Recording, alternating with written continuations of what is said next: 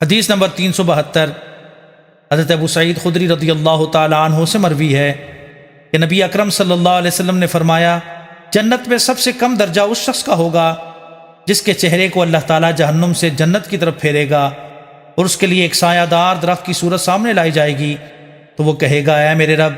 مجھے اس درخت کے قریب کر دے تاکہ میں اس کے سائے میں ہو جاؤں۔ اس کے بعد حضرت ابن مسعود رضی اللہ تعالیٰ عنہ کی روایت کی مثل حدیث نقل کی اور یہ الفاظ نقل نہیں کیے کہ اللہ تعالیٰ فرمائے گا، اے انسان،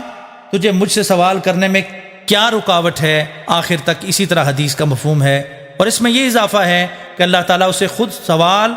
یاد دلائے گا اور فلاں فلاں چیز کا سوال کر۔ پس جب اس کی خواہشات ختم ہو جائیں گی تو اللہ تعالیٰ فرمائے گا، یہ بھی تیرے لیے ہے اور اس کی مثل 10 اور بھی مزید ہیں۔ فرمایا پھر وہ اسے اس کی جنتی گھر میں داخل کر دے گا تو اس کے پاس اس کی 2 بیویاں جو حوروں میں سے ہوں گی